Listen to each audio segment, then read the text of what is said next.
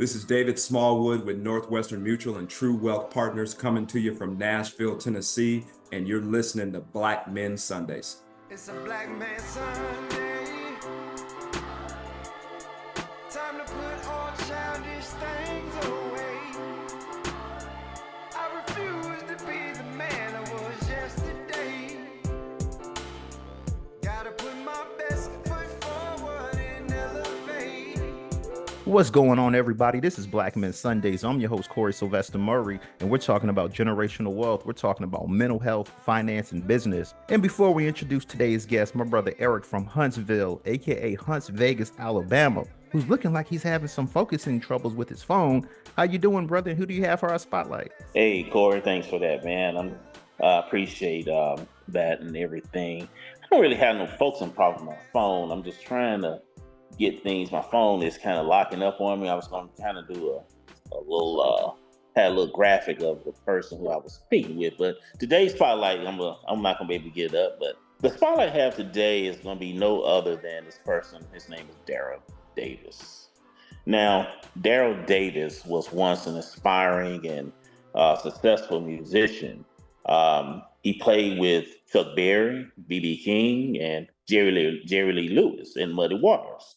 Now, however, his true claim to fame was a legacy that he had forged over, had come in a different way. He went out of his way to befriend a KKK Grand Wizard by the name of Roger Kelly. Now, he spent years building trust between them and laying the foundation of what became a friendship. So they broke bread at each other's tables. They welcomed each other in their homes. Then Davis went out as far as attending Klan rallies as a guest of Kelly. Now, most importantly, Davis cultivated an atmosphere of listening. He didn't hate Kelly because Kelly hated him, but instead he listened to Kelly. Kelly started listening to him. So these two began to talk, and next thing you know, this led up to the two realizing that they had far more in common than they didn't. So in the end, Kelly denounced his ties to the KKK. So much so, he handed over his hood and robe to Mr. Daryl Davis. Now, in total, Davis has seen over 2,000 Klan members walk away from the KKK, and he handed over their robes and hoods to Daryl. So Daryl Davis is a world changer, replacing hate with love, because love always conquers all every time. That's my spotlight for today, Mr. Daryl Davis. Now back to you. Hey, man. I don't know if y'all reception is any good in Huntsville. Y'all call it Hunts Vegas, so y'all should have towers everywhere, man. Your shot is frozen, bro. What's up? It is, like I said, Oh yeah, man, you locked up. Tell me that's an Android. Of course not, man. It's an iPhone, man. Nothing but we know we rock with Apple all the way, man. Okay, well now you Alabama A&M. You the wrong A&M, so I didn't know which I was rocking with. All right, brother. I appreciate that spotlight, man. All right, thank you. Yes. So let's go on and introduce today's guest. We're talking to David Smallwood. This brother's a wealth management advisor for Northwestern Mutual in Nashville, aka Cashville, Tennessee. This brother also partnered with Corner to Corner, a Nashville-based nonprofit. And when I'm talking about where I'm going to be with wealth in 10 years, me and my brother Kalali, we talked about it yesterday. And he said, you know what, in 10 years, if we're having the same conversation, we doing something wrong. So I just want, I'm thinking about where will I be in 10 years? And I see with Corner to Corner, you guys are trying to create 10,000 new Black-owned businesses in the next decade. So the number's 10 today. So without further ado, David Smallwood, welcome to Black Men Sundays, brother. How you doing? I'm doing great, you guys. It's good to be here with you. I was excited to have this opportunity to share with you when the team said, hey, we've got a group of folks who are trying to close this racial wealth gap and make a difference. It was an exciting opportunity and glad to be here with you guys today. Wealth management advisor for Northwestern Mutual. Just break it down to us. Like, what do you do there? Yeah, so I would refer to what I call a wealth management advisor. And, a lot, if you were to look at that in print, you may say a financial advisor or financial planner. And it's really around what I call comprehensive financial planning. It's about folks having a plan that they're tracking towards to reach their long-term financial goals, and to know what that looks like, not just during their accumulation phase while they're saving, but when they get to distribution, to have a rock solid plan in place to make sure that they're going to run out of time before they run out of money. Oh, definitely. That's great information, man. Because, one thing we've had a lot of financial advisors on. So we definitely know the wealth steps. I feel like for me, I'm still in the accumulation phase because I just don't feel like with this inflation, there's no such thing as, okay, I've accumulated enough. It's like, no, I need to accumulate some more because I watched this commercial. It had two 90-year-old women that said, don't let the younger you take money from the older you. And then they were on a Zoom and they said their boss just got out of puberty. And I was just like, wow. So when we're talking about, because our show is about generational wealth, finance, and business, right? So when we talk about building a financial legacy, like I said, we've had financial advisors, accountants on, so we know, okay, a lot of us we're in that accumulation phase. But I feel like sometimes, I'm not gonna lie, when that money starts coming out of my account every month, I'm like, oh, or every 2 weeks, I'm like, oh, I could have used that for this. Oh, I could have used it for that. But then after a year, I'll go look at that balance and I'm like, wow. So as Black people, when we're in the accumulation phase, it's so easy to get in a financial jam where it's like, you know what, I need $2,000, right? You know what? I can take it out of that account. Let's talk about the do's and don'ts about the accumulation phase. Yeah, absolutely. I think just a couple of things is that there's a general misconception that when we get through that accumulation phase into distribution, that there's somehow going to be a pot of gold there, and there's not going to be a pot of gold. When we get to the point where either we are forced to retire or work becomes optional, we have to have accumulated and created paychecks to pay us in retirement. And if we have not thrown money into the future to create paychecks, those paychecks won't be there. Social Security will be there, but it's likely going to fall woefully short based on what you just said earlier about inflation and the fact that that benefit does not just cover lifestyle expenses of living in the United States. And so it's very important to be thinking about how do we systematically throw dollars into the future to create paychecks that are going to be there when we get to that point, because there's nobody showing up with those dollars if we don't. Yeah, that's great information. Yeah, because with me, I look at saving money, but I'm like, man, me and the wife just went out for two drinks and an appetizer. I'm like, $30? I haven't even given a tip yet. I'm struggling with that. So it's like, and then my credit card, I got a notice from my credit card company. Oh, by the way, your interest rate is going up to XYZ. I'm like, what? So it's like, how do we stay involved financially in this accumulation phase when we have all these exterior factors that are basically sucking away that money? Yeah, that's a good, Corey. So I would say it's a couple of things. Is that really there's a general idea of thing to think about is that if we wake up every day and we think, hey, you know what, there's three things: if I can give, save, and live. And so every dollar that comes in, let me give something to make the world a better place. Let me save something. And saving, typically for most folks to reach their financial goals, is going to mean saving 20% of their income on an annual basis, and then live. And that's live off of the rest. And so if we can think about give, save, and live with every single dollar that comes in, that's how we reach long-term goals. It's what I call giving every dollar a home. And part of what I do as a financial advisor and a financial planner is that I'm sitting down with a client and I'm talking about what their goals are. And I'm saying, if you and I were sitting down, I'd say, hey, Corey, when do you see work becoming optional? And if you do keep working, it's because you want to and not because you have to. And you may say, hey, Dave, I see that at 60 or 65. And then I say, okay, if you say it's 65 and I say, hey, assuming your lifestyle is going to be about the same, how much after-tax income would you need to live off of? Thinking about it in today's dollars. And you say, hey, I need 7,000 a month, 10,000 a month. And so you tell me I need you need $7,000 or $10,000 a month. And then I say, okay, let's see if we want those dollars to last over a 30-year period from 65 to 95 years old, that you're going to have $7,000 a month of after-tax income. So then we back that up to today, and I look at your financial picture of where you are right now today and see where you're saving and what you're doing. And then I say, okay, Corey, if you keep doing exactly what you're doing right now today out to 65 of that work optional day, here's numerically where you're going to be when you get there and how much you're going to be able to live off of and how long that money is going to last. But based on what you shared with me about what your goals are, here are some specific recommendations that I would make on the buckets that you need to be saving into to make sure that when you get to that freedom date, you're going to have $7,000 a month of after-tax income, inflation adjusted, for 30 years from now. And it's going to last you all the way throughout your distribution years. And you're going to make sure that you run out of time before you run out of money. Now, when we back that up to today and we put that plan in place and I show you where you need to start saving to reach those long-term goals, if you start deploying those dollars towards getting to that work optional day, everything else is guilt-free money to enjoy life now.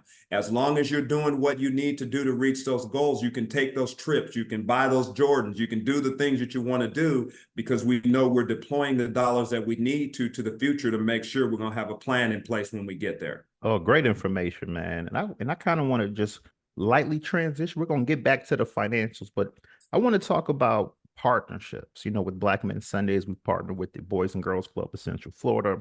We partnered with the Mental Health Association of Central Florida. We understand partnerships are essential. You partnered with Corner to Corner, a Nashville-based nonprofit. So what was the impetus of that, and what about that nonprofit made you decide, you know what, we want to partner with them? Yeah, great question. The reason why I partnered with Corner to Corner is simply because as being a wealth management advisor here in Tennessee, I knew that it wasn't just about helping people save for their future, that I had to figure out a way to start to give back into the community and empower the community with some of these financial principles. And so instead of reinventing the wheel, I'm always looking for folks who are already doing certain things and where I can come alongside them and lock arms with folks who may be in a complementary lane to what I'm doing. And Corner to Corner is one of those organizations. And what Corner to Corner does is that they've said, hey, that the average Black family is about a tenth wealth-wise of the average white family in terms of economic empowerment. And so they've said, you know what, that's creating a $1.6 trillion loss to the American people because of that gap. And so they've said, hey, one of the ways that we can close that gap is through Black entrepreneurship, that there's an intuitive, instinctive, I would call just inside of Black folks' DNA to want to be entrepreneurs and make things happen. And so Corner to Corner said, hey, let's empower them to do that. Let's create a pathway to create micro entrepreneurs in the Black community, and let's let those dollars recycle back into the Black community. And that can be one way to close the racial wealth gap that's separate from a welfare system, or saying, hey, let me just give you some dollars and see what you can do. Let's empower you to be an entrepreneur and a business owner and change your family's generational legacy. Yeah, because doing a little research, I saw you guys the goal is to create 10,000 new Black-owned businesses in the next 10 years. So that's why I kind of led with the 10-year conversation, because me and my brother was talking about that. So, when we're talking about creating 10,000 new Black-owned businesses, because we have entrepreneurs that listen to our show. We have the whole realm, CEOs that listen. But to say that, okay, our goal is to create 10,000 Black-owned businesses in the next decade. If I'm someone that's saying, you know what, I kind of want to start a business, from your point of view as a wealth management advisor, if I'm new, I have money, but I don't really know how to get my business going. I know I can go Sunbiz or whatever, create the LLC, but once that's done, I don't really know what to do there. So what advice would you have for new entrepreneurs? Yeah, so for new entrepreneurs, there's a couple things, or a few things that I would have them be thinking about.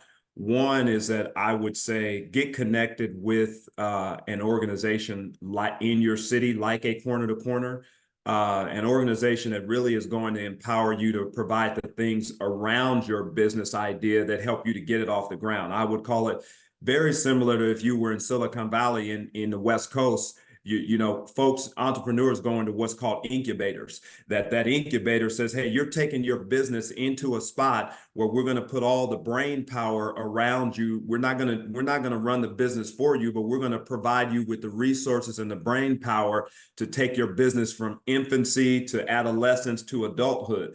That's what Black business owners need, is a shepherding along the way. It's not just that, you know, it's not always just even about the resources and writing a check, because I could write a check to a small business owner, but if they don't know how to deploy those dollars to grow their business, that's futile to do. So I would say get connected with organizations that help to shepherd your business from infancy to adulthood and provide you with the resources along the way, because that's really what Corner to Corner is doing. They're saying, hey, we're going to put you in a 10-week cohort that we're gonna you know, give you the brain power and the people power and the resources to get your business off the ground, not just here's a check and go make it happen. Oh man, you rocking. Great information. Okay, okay. So let's talk real quick because I kind of led into it with that without going in. You know, when I'm talking about the interest rates, the expenses of dining, you know, credit card rates going up. I feel like budgeting is a challenge now. Like for me, like I would have a couple credit cards, splash that money there, splash that with these rates and I'm sitting here like, man, I can't even get a double, I can't even get a Big Mac combo for under $10. So with inflation, how do we budget? And how, because I feel like the money saving techniques that I was using 2 years ago, and I was killing it. I was loving it. I was like, wow, this is awesome.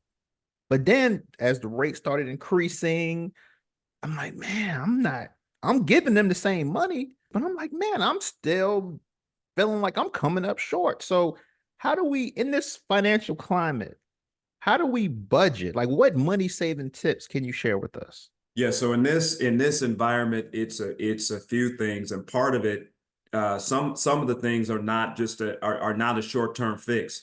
But one of the things that I'm sharing with my clients is eliminate any revolving debt as fast as you possibly can. Because as we look at dollars, each dollar, and I mentioned earlier about deploying and giving every dollar a home.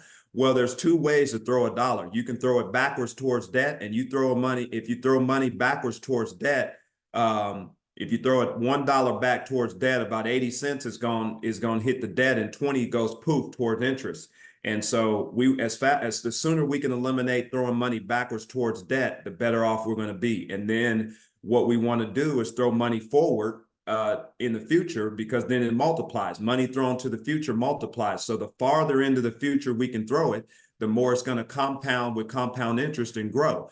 And so we need to be thinking about, we got to throw money 15, 20 years in the future, because that's how we outpace inflation, is by throwing dollars into the future that are in the equities market that over time are going to get a yield that outpaces inflation. If you look at the average inflation over the last 100 years, you're going to get much more yield off of saving money in equities. Because if you look at the stock market, the S&P 500 back to 1928 to present day, it's double digits. It's 10 to 11% yield that you have gotten over the course of that 100 years. Now there's volatility or temporary price movement in there, but over the course of that duration of time, you're going to get a yield that's going to outpace inflation. And so I'm sharing with clients, you've got to be throwing dollars into the future. And the best place to do that is if you're employed, is inside of a qualified plan through your employer, 401k, 403b, 457, et cetera. Yeah, no, that's great information, man. And you know, I ask all of our financial guests this question. When I look at the stock market, Bitcoin, real estate, bonds, what's the best way these days to build generational wealth?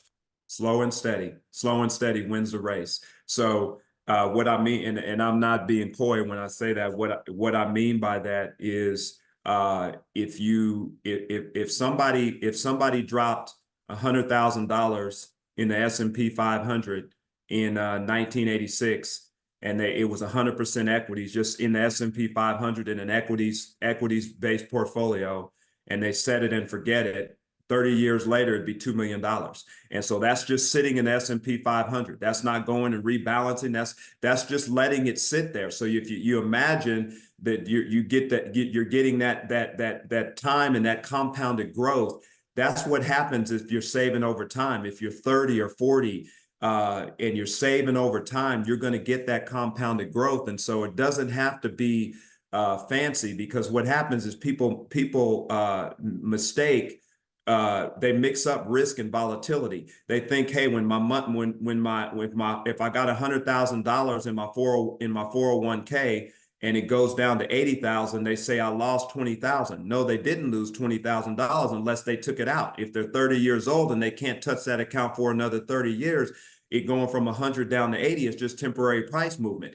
Over time, it's always going to trend in the right direction. It's just that we don't want to have to touch it at the wrong time. So it's really not about being fancy. It's about just saying, hey, if I am invested in the equities markets and the S&P 500, I don't have to be a rocket scientist or have a crystal ball, because I know given enough time, the market is going to move in the right direction. I just don't want to have to touch it at the wrong time. Now, to answer your question, you a little bit more about what you said earlier about, hey, in these times of inflation, how do I save? How do I do more? What I'm sharing with clients is I said, hey, you know what? And I did this myself 10, 15 years ago when I needed to do a reset. There was a 22-year period where I didn't have a new car. I only bought used cars and I paid cash for them. So any money that would have been going towards a car payment was going towards savings. And so there are a lot of folks now that are driving 30, 40, 50,000 luxury cars, and they're paying payments of $500 to $1,000 a month on those cars, where instead of they could go and buy a car outright, have no payment, save those dollars towards the future and let it compound. And you'd be amazed what those dollars, you amortize, say, 5 to 10 years of a car payment, or that being in equities markets, you're going to make a difference in your generational legacy just by doing that. Well, with that being said, because this is Black Men Sundays, I don't ask all the questions.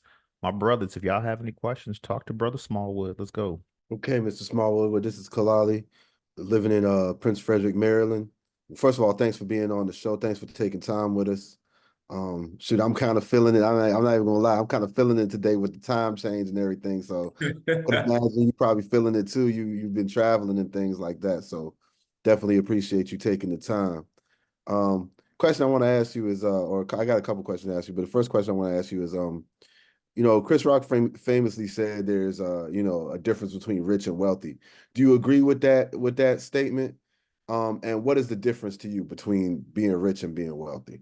Yeah, absolutely. I do. I would say I do agree with that statement. And I would say to you, the difference between being rich and being wealthy is a lot of times when you would refer to rich, rich is something you have to do to maintain it and keep going and keep hustling. Wealth is something that you've created that it's passively operating for you. Even when you may not be doing anything, there are dollars being created and generated that create that ongoing wealth.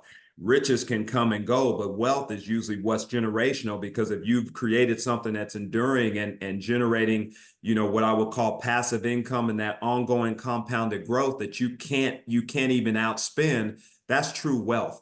That's one side of the difference between being rich and being wealthy. And then the other side of the difference between being rich and being wealthy is rich a lot of times really just refers to dollars and cents. It is money, is how much money or how many things do you have. Wealth to me refers to other areas of your life, of how are you spiritually, mentally, physically, relationally. All those areas combined is what creates true wealth. And riches can be fleeting, but true wealth is created by being healthy in all of those other areas of your life as well. Oh, wow. No, I appreciate that. That's a really good answer. I really appreciate that. It's interesting in our journey on this show, we've actually been discovering that. It's one thing to be able to accumulate money. It's another thing to be in the right spiritual and mental place to be able to actually be able to use that money in a way that's going to be useful not only for you, but your family, your community, et cetera. One of the things that I really enjoyed that you've been talking about is how you deploy your money, right? So that's what we kind of talking about, right? Is like if you're deploying your money, I guess just on, things like, material things that come and go, like fancy cars and different things like that, as opposed to what I really like what you were is throwing your money into the future, into things that, into things that generate money for you in the future or have more value for you in the future, as opposed to, accumulating these debts, then you can do a lot better accumulating wealth. So I thought that was really cool how you phrased that. I might even use that, in a discussion with my wife later on, is we need to be throwing more money into the future and less money into the past. Um, Yeah. Yeah.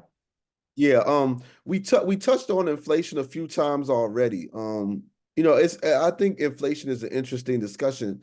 So I'm gonna ask you, how concerned do you think we should be about inflation really? And does that concern about inflation depend on what financial class you're in, or is it just about what strategy you're using with your money?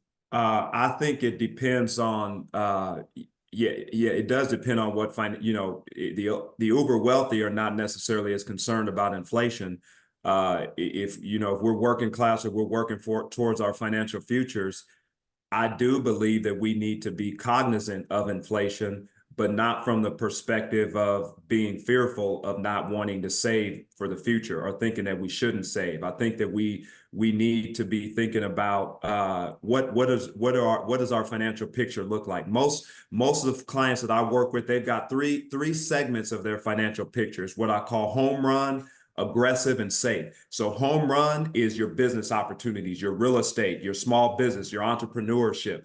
I'm all for the home run opportunity because that's going to be what's going to end up being your most significant return is going to be with your home run opportunity. Then the aggressive lives in the middle. That's market facing money. That's saving inside of in a mutual fund account, saving in retirement account, 529 accounts for kids, dollar cost averaging and saving into investments. That's that aggressive money. Then safe money is money that's not in the market on the roller coaster, and that's money that's in a couple of places. It's cash inside of the bank, so that's safe money. The upside of that is it's liquid and easily accessible. The downside of that is that it's yielding next to nothing, and the growth on it is taxable. So combination of low yield and taxable growth is not a great place to have dollars deployed for the long term. So partly how I help people think about that safe money is inside of life insurance because it grows at tax deferred at a dividend rate versus a bank rate. And it creates a death benefit that's going promises to be the last asset on your balance sheet. And so those three segments, that home run, aggressive, and safe, we got to focus on all of those. Where folks get in trouble is they just focus on one or two and not all three, because we have to focus on all three, because when we're young, we want to just go for all the home run opportunities. Then as we start to get towards middle age, we say, hey, everything can't be a home run. I need some doubles and singles. And so let me go the aggressive. And then if folks get closer to retirement and work becoming optional, there's a growing appreciation for the safety of those safe dollars. But you don't want to get to that point where you want the safety of those safe dollars and they're all inside of a vehicle or an instrument that's getting beat up by inflation. And so that's why you need to be thinking about all three of those segments of your financial picture all throughout your accumulation phase to make sure you're preparing for what's coming ahead. Wow. That's like I said, we always talk about dropping gems on this show. You dropping gems right now. You know, appreciate that. Yeah, Let's absolutely. go ahead. No, I'll say, yeah, absolutely. Yeah, I'm yeah. sharing. For sure, for sure. Now, you know what? We really appreciate your transparency on a lot of what you're saying. Let me just shift real quick. Um, you had touched on, the corner to corner partnership and how, they're focusing on recycling money back into the Black community. Do you have any advice or additional tips for how we can come together to recycle money back into the Black community? Yeah, I would say it's supporting Black-owned businesses as much as you possibly can. I mean, there's a here in Nashville, there's a Black Business Monthly. There's where all Black businesses get together, sort of like a flea market where everybody comes together. And my wife and I, or my wife alone, goes out and supports that every month and buys something and it's quality stuff. And it's not just to go, it's to support and to say we're supporting those Black-owned businesses. At the church that I attend, 2 or 3 times a year, we have all of these Black-owned food trucks come out, and it's a huge church, and they come out, and then we do just sort of a picnic in the park after church one day. A lot of times those business owners say they generate more revenue in that one day of coming out to the church than they do for half of the year of the rest of the business. So it's doing things and engaging, of saying, not just can I, in an ongoing basis, support Black business owners, but how can I think of creative ways to bring them together for spontaneous opportunity to support them in a big way? Awesome. Awesome. Yeah, appreciate that. Once again, definitely appreciate all that information. Appreciate you showing up on the show today and talking with us. Thank you. That's all the questions I have. Appreciate the brother from coming on and everything. I just wanted to say that I totally agree with you as far as your mode of thinking as far as pushing a lot of the money to the future.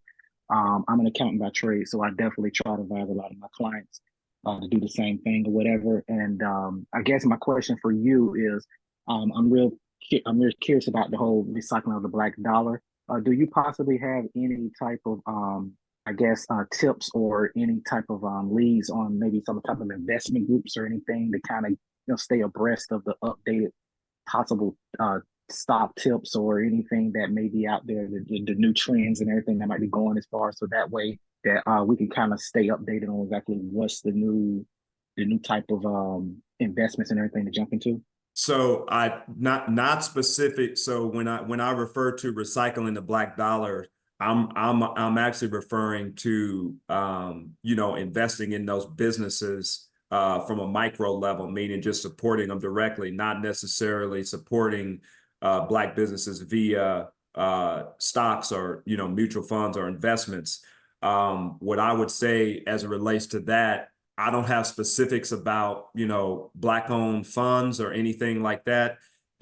My focus has been more on just how do I just support directly those small Black business owners, and my focus in doing that has been finding organizations like a Corner to Corner that I can support directly all of the entrepreneurs connected to that. And I would say in every state now, there are organizations like a Corner to Corner who give direct support to Black business owners and allow others like myself who are just concerned citizens or citizens who have a heart for that to get involved. Okay, well, thanks again, once again, brother. I appreciate you jumping on and everything. Like I said, I definitely learned a lot today, and yes, most definitely. Yeah, absolutely. And Corey, if I could share one more thing, because it sort of brings all together some of the things that you guys have been saying and asking me about, is that and I feel like this is particularly important for Black families, no matter where they are,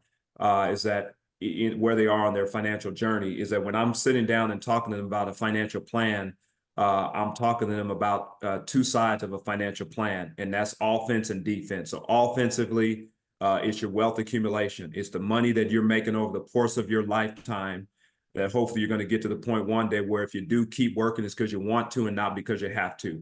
And so I'm helping folks think through what buckets do they need to be saving into on that offensive side for the short term, having an emergency fund built up of anywhere between 3 and 12 months in cash that can be deployed for emergencies, midterm money that can be used not necessarily for retirement, but for a big purchase or put kids through college, et cetera, and then long-term money, which is retirement money that you can't touch until after age 59 and a half.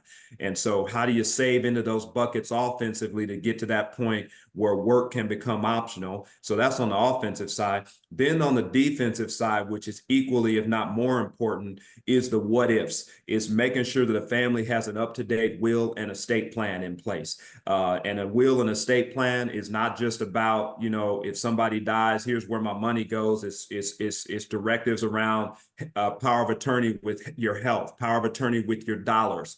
And so making sure, if folks have families and they have kiddos, the will is what's going to determine who takes care of their kids and how those dollars and assets are going to be deployed to make sure that their family is going to be taken care of. So up-to-date will in place.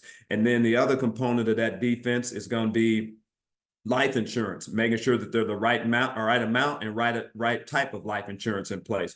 Most of the time I meet with people and they say, I ask them what do they have in life insurance? And most people have life insurance in increments of 100,000, 250, 500, or a million. And I say, well, how'd you come up with what you got? And they said, well, my farm bureau or my Allstate person that does my car insurance said if I'd bundle this in, I'd get a discount. So I just added that on.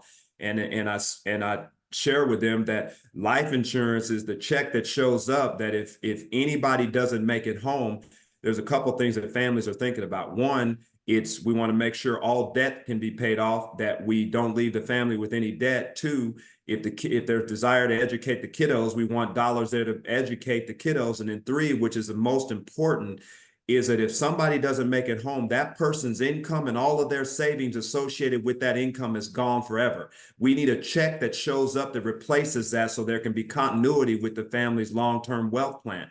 If it doesn't cover that, it's like you're falling woefully short.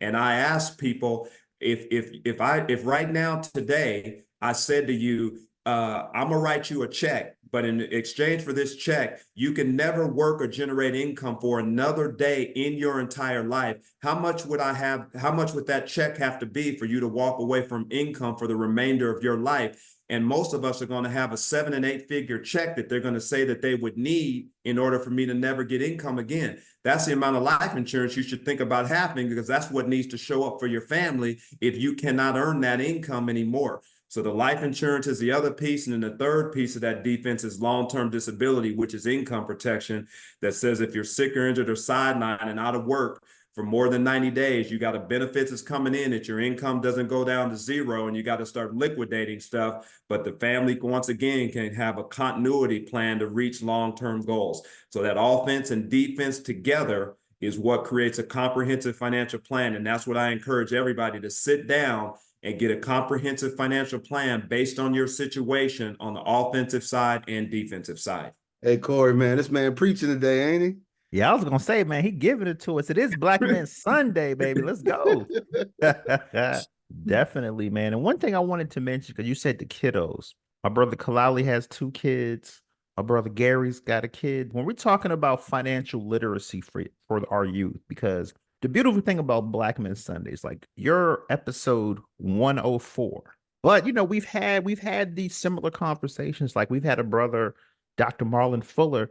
He came up with the first hip hop album where he had his daughter rapping it, speaking about financial literacy for the youth. Then I've had, other brothers that have written books, kid books, but they're talking about financial literacy for kids. So the question for you is, when we're talking about financial literacy for our youth, at what age should we start teaching them about financial literacy? Because I asked a brother a few months ago, like, I feel like if you start the kids too young, it's just going to go over their head. They're not going to get it. So from your point of view as a wealth management advisor, like, what would you say to that? Like, at what age is the appropriate age to where your child's really going to absorb the information, not just in and out? That's a good question, Corey. So there's simplicity to that answer, and it's something that I started with, that you should start kids out in grade school, and you start them out with grade school with the exact same thing that I shared when I started this program. I said the simplicity of reaching your long-term financial goals is based on doing 3 things: give, save, and live. So if you start a kid out in grade school and you say, hey, every dollar you get from your allowance that you earn,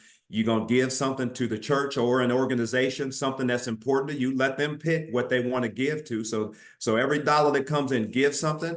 Then you open them up a savings account and you say, you're going to save something. So let's say you take 10 cents and you give it. You take 20 cents and you save it. And then that other 70 cents, do whatever you want. Go buy your Jordans, go do whatever you want. But you teach a kid from the start to give, save, and live. That's the same template that if they carry that throughout adulthood, that middle bucket of the save, if it stays at 20 cents or 20%, they're going to reach their long-term financial goals just off of those 3 things of give, save, and live. Great information, man. And I have 2 more questions for you. I always ask our guests this question around this time of the show. Are you enjoying yourself on Black Men Sundays? I'm having a phenomenal time on Black Men Sundays. Definitely, man. Definitely, man. And my last question for you is, we've had guests come on the show that were heavy stock market. Invest everything in the stock market. We had guests, Bitcoin. I'm telling you, got to get on the Bitcoin. You know, we had real estate experts come on, numerous. But one thing that I get that's in common with all of them is they also mentioned about relationships in your community. Like we had a celebrity come on and said, you know what, you need to have a relationship with your chamber of commerce. So as a wealth management advisor, talking to brothers that are business owners wanting to start a business, what do we need? Who do we need to have relationships with in our community that we may just be overlooking? Yeah, that's an excellent question. So there's a two parts of that I want to share is that um, I tell the folks that I mentor and that I'm connected to all the time that to be out in the community and make relationships because every opportunity is connected to a person. And so if every opportunity is connected to a person, you need to be out and among people. And secondarily to that is to be a giver and not a taker. And so the best way to make relationships is to see how you can make a difference in somebody else's lives. Whenever I'm sitting down with a client, before I ask them if there's anybody in their circle they can introduce me to that I can help, I ask them with what they're trying to do, who can I introduce them in my circle that can help what they're trying to do and accomplish? If they're an entrepreneur, I'm saying, do you need to know a CPA? Do you need to know a lender? Who can I help introduce you to? So lead with how you can help somebody else. But to answer your question specifically, it's a couple of things.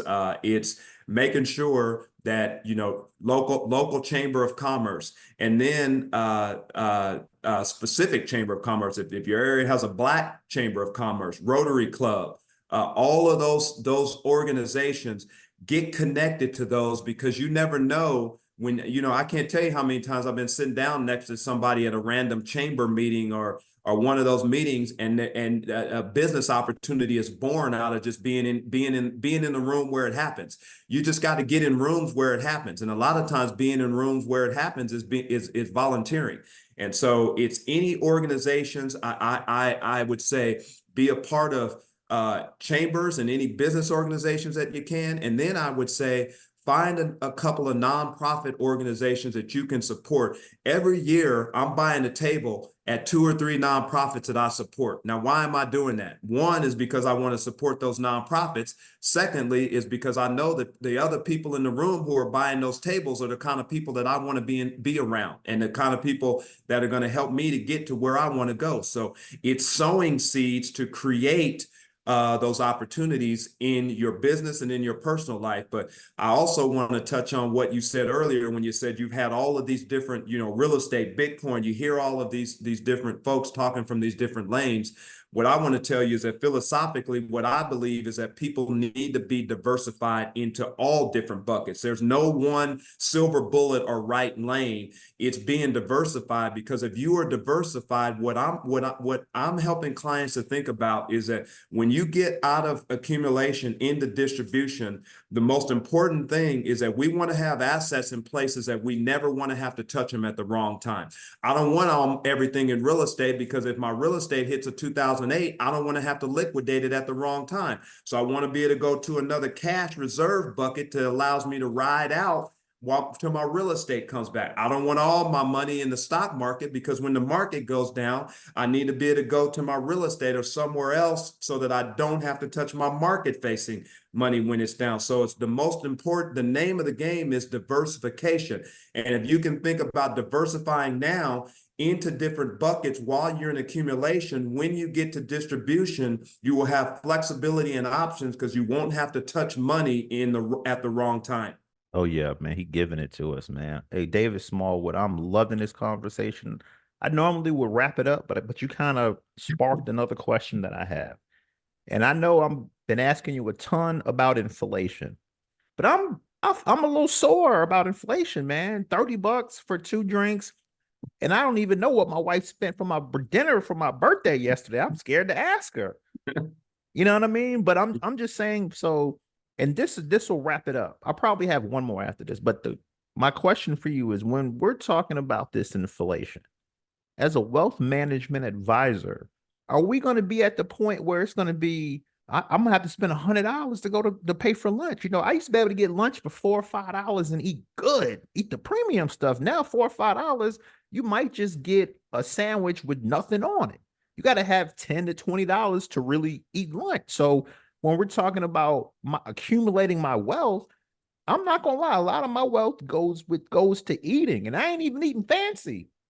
You know what I'm saying? I'm eating like the quick drive-through food. And I'm sitting here like, man, I could have sat in a fancy restaurant and paid the same thing. But when we're talking about accumulating wealth, especially over the long haul, because I do want to retire, but I'm a little nervous. I'm like, if the inflation looking like this now, I'm scared to see what it's going to be like, because I'm a news photojournalist. I go to people's houses.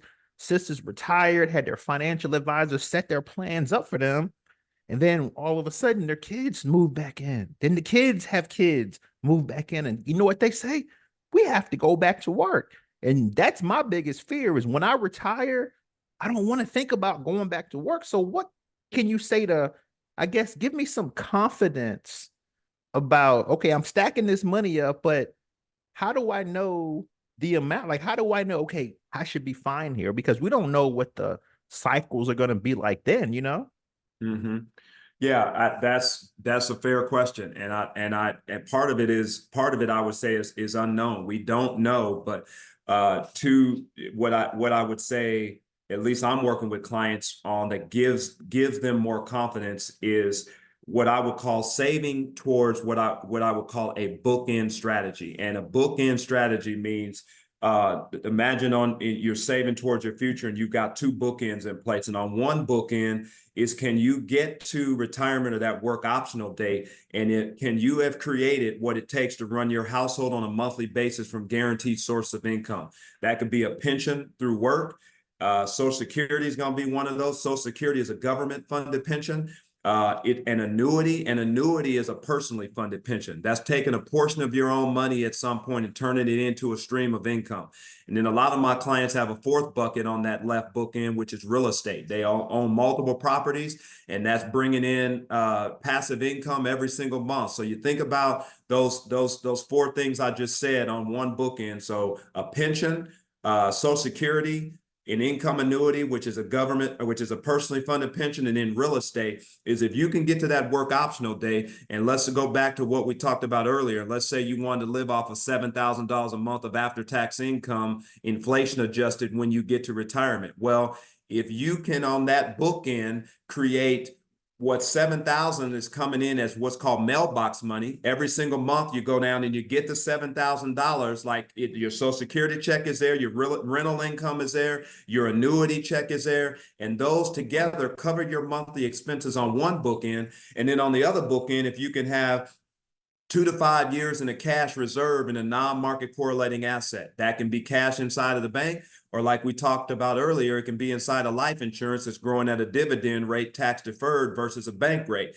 And so imagine you get to that work optional day and you go down to the mailbox every month and there's a check that covers your monthly expenses, and there's 2 to 5 years in cash that's not correlated to the market. Well, what happens is you have complete flexibility over when and how you distribute all of the money across the top out of your 401k, your investment account, your Roth IRA, etc. So you have more confidence that you're in peace in retirement, because you know you got mailbox money that's coming in every single month, and you're never going to have to touch that market facing money at the wrong time if you've got that bookend strategy in place. Great information, man. Wow. Excellent. Excellent. And I have one last question for you. So if I told you I knew a brother that was recognized as the Small Business Advocate of the Year by the African American Chamber of Commerce of Central Florida, would you say I need to be friends with him? I would say you need to be friends with him. There you For go. sure. There you go. David Smallwood. I appreciate all the gems. Man, I could probably go another hour easily, but I'm not gonna eat up all your clock. Thanks for coming on Black Men Sundays. Big salute, much appreciation for everything you gave us, man. Because like I said, with Black Men Sundays, we've had financial advisors, accountants, all the financial flavors, or brothers who have, these financial niches. So it's nice to be able to kind of put it all together and then ask you questions to really bring it all together. And I appreciate you, man, because you could have been anywhere in the world, but you came on Black Men Sundays and you killed the show. My brother Kalali said you killed it. He has a master's in public policy, so he ain't no chump now. He don't just say that to be nice. Like he's my one, besides my boy Blade, they the two cats that's gonna keep it real. Hey, these pants look good. Nah, they ugly. Take them off. That's real friends. So David Smallwood, man, I appreciate you. Thanks for coming on Black Men Sundays, brother. Enjoy the rest of your day. Enjoy the rest of your week, man. Thank you, brother. It's been a blessing to be here. Thank you for the opportunity. Keep doing great things. I'm always here if you need to talk or want to connect. Appreciate all that you guys are doing. Thank you. It's a Black Man Sunday. Time to put all childish things away. I refuse to be the man I was yesterday. Gotta put my best foot forward and elevate. It's a Black Man Sunday. Time to put all childish things away. I refuse to be the man I was yesterday. Gotta put my best foot forward and elevate. It's a Black Man